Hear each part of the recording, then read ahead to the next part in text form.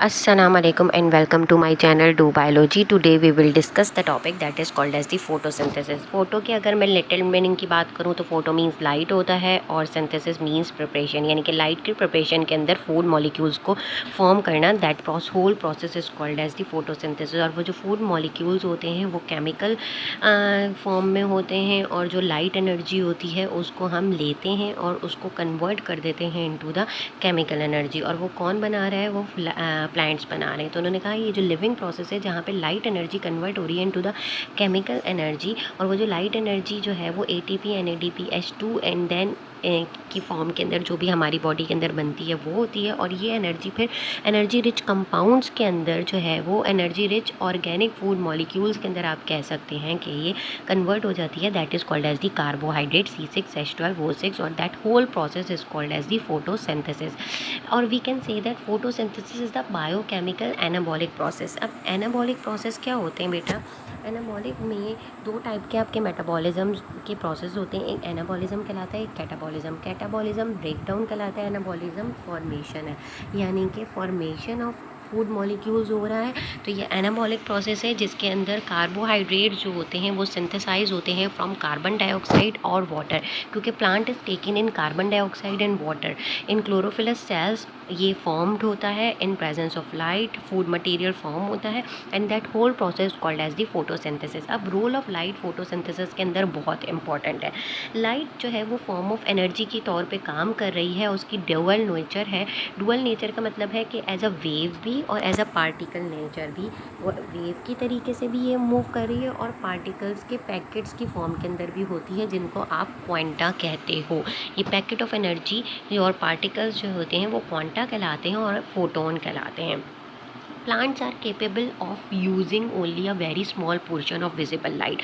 बहुत ही small portion of visible light जो है वो लीफ पे फॉल होती है, उसको वो यूज़ अप करता है, एब्जॉर्ब करता है। और वो एब्जॉर्ब कहाँ से हो रही होती है? By the pigment complexes.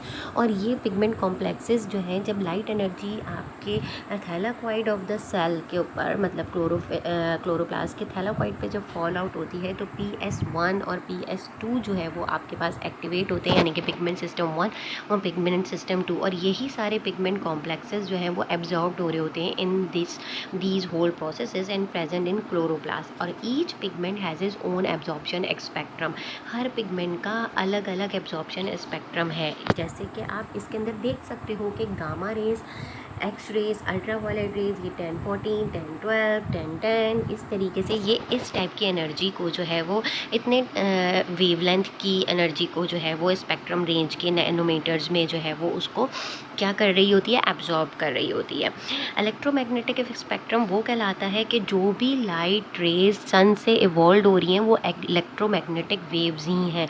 तो ये इलेक्ट्रोमैग्नेटिक स्पेक्ट्रम कहला रहा है क्योंकि ये लाइट एनर्जी सन से आ रही है। लाइट एनर्जी जो हो रही है captured by the light harvesting complexes which is efficiently and rapidly transferred to the chlorophyll molecule present in the photosynthetic reaction center। ये जो मैंने PS सिस्टम 1 और PS सिस्टम 2 कहा था, ये फोटोसिंथेटिक रिएक्शन सेंटर के अंदर जाके जो है वो लाइट एनर्जी जो होती है वो एब्जॉर्ब्ड होती है। और ये रिएक्शन सेंटर क्या है? मतलब कि आपका एक सेल है क्लोरोप्लास्ट का, उसके अंदर बहुत सारे थैलाकॉइड होंगे, उनमें जाके एक के ऊपर जैसे ही पड़ेगी वहाँ पे वो रिएक्शन सेंटर कहलाता है और वहीं से एक्टिवेट हो जाता है वो सारी चीज़ें। ठीक है, ये सिस्टम्स जो हैं पिगमेंट सिस्टम 1 और पिगमेंट सिस्टम 2, यानी कि आप इसको ये कह सकते हो लाइट डिपेंडेंट रिएक्शन स्टार्ट हो जाता है। Each pigment has his own absorption spectrum. हर पिगमेंट का अपना एब्जॉर्प्शन स्पेक्ट्रम है, यानी कि रेड लाइट, ब्लू लाइट, ये सब अपने अपने हिसाब से जो है वो डिफरेंट वेवलेंथ्स की हैं और अपने अपने हिसाब से जो है वो एब्जॉर्ब कर रही होती हैं लाइट को। That absorption is maximum in blue and red. अब आप इसके अंदर देख सकते हो कि ब्लू और रेड के अंदर ज़्यादा एब्जॉर्प्शन है, यानी कि ये लाइट एब्जॉर्प्शन ज़्यादा करते हैं। Two absorption peak are observed in between 430, आपको 430 नैनोमीटर्स के दरमियान में और 670 नैनोमीटर के दरमियान में यहाँ पे आपको 2 एब्जॉर्प्शन पीक्स नज़र आ रहे हैं। ठीक है, अब उन्होंने कहा absorption peaks of carotenoids are different from those of chlorophyll. अब कैरोटीनॉइड्स के एब्जॉर्प्शन पीक्स थोड़े से डिफरेंट हैं जो क्लोरोफिल है इससे थोड़े से ये डिफ़र कर रहे हैं, ठीक है। Differential absorption spectrum by photosynthetic pigment also plays an important role. और ये जो डिफरेंशियल एब्जॉर्प्शन स्पेक्ट्रम आ रहा है ये भी फोटोसिंथेटिक पिगमेंट में बहुत इंपॉर्टेंट रोल प्ले कर रहा है इन फोटोसिंथेटिक एक्टिविटी, जो भी फोटोसिंथेसिस का फंक्शन हो रहा है उसके अंदर। Relative effectiveness of different wavelength colour of light in driving photosynthesis called action spectrum of photosynthesis. और ये जो इफेक्टिवनेस हो रही है वेवलेंथ की, कलर ऑफ लाइट की, ये फोटोसिंथेसिस जो ड्राइव आउट कर रही है इस पूरे एक्शन को आप स्पेक्ट्रम ऑफ फोटोसिंथेसिस भी कहते हो कि भाई ये एब्जॉर्प्शन क्या कर रहा है, और एब्जॉर्प्शन स्पेक्ट्रम के बाद ये जो एक्शन स्पेक्ट्रम है वो क्या काम कर रहा है। Absorption and action spectrum of pigments आपको इस पिक्चर के अंदर नज़र आ रहा है। देखो ये वेवलेंथ आ गई, फिर ये एब्जॉर्प्शन ऑफ लाइट आ गई, ठीक है। It is observe that above graph that the absorption spectrum and the action spectrum of chlorophyll are not parallel.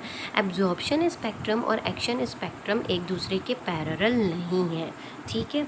और by comparing these peaks in absorption spectrum and the peaks in action spectrum are broader and the valley is narrower not as deep. अब यहाँ पे इन्होंने कहा कि भाई absorption spectrum के अंदर, और आप इसके अंदर देखें कि ये जो वैली है किसी जो है वो एक में ब्रॉडर होती है और एक में डीप होती है। अब यहाँ पे आपको जो दूसरे यहाँ पे इन्होंने ये वाला ग्राफ दिखाया हुआ है एब्जॉर्प्शन स्पेक्ट्रम का। एक्शन स्पेक्ट्रम के अंदर जो है वो इस तरीके के पीक्स बनते हैं, ठीक है। और वैली जो है ना वो थोड़ी सी ब्रॉडर होती है। इसके अंदर वैली जो है वो बिल्कुल यहाँ पे आपकी ये जो वैली है ये इसके साथ टच कर रही है, ठीक है। अब इन्होंने कहा कि this difference occur due to the accessory pigments. और ये डिफरेंस जो आ रहा है ये एसेसरी पिगमेंट्स की थ्रू आ रहा है जो कैरोटीनॉइड्स में है। The light absorbed in the zone pass on to chlorophyll and then convert to chemical energy. और ये जो लाइट एब्जॉर्ब होती है ये पास होती है क्लोरोफिल में और फिर कन्वर्ट होती है इनटू केमिकल एनर्जी के अंदर। Red and blue part of spectrum is more efficient in spectrum sorry in photosynthesis, क्योंकि रेड और ब्लू कलरेशन ज़्यादा एब्जॉर्ब कर रहे होते हैं लाइट को। तो रेड और ब्लू पार्ट ही आप देख सकते हो इसके अंदर जो है वो आपके नज़र आ रहा है। और जब आप एक्सपेरिमेंट्स कर रहे होते हो तो उसके अंदर भी जब आप देखें ना लीफ की आप वो निकाल रहे होते हो स्पेक्ट्रोग्राफी, तो उसके अंदर भी आपको यही नज़र आता है कि क्योंकि क्लोरोफिल के अंदर रेड पिगमेंटेशन और ब्लू पिगमेंटेशन की क्वांटिटी जो है वो ज़्यादा है, तो वो रेड और ब्लू लाइट को ज़्यादा एब्जॉर्ब करती है। तो that is for today. In next class we will discuss the photosynthetic pigments, क्योंकि क्लोरोफिल ए और क्लोरोफिल बी जो है उसके अंदर आपको पता चल जाएगा ये इसी वजह से लाइट और रेड और ब्लू लाइट की पिगमेंटेशन ज़्यादा एब्जॉर्प्शन होती है। अल्लाह हाफ़िज़।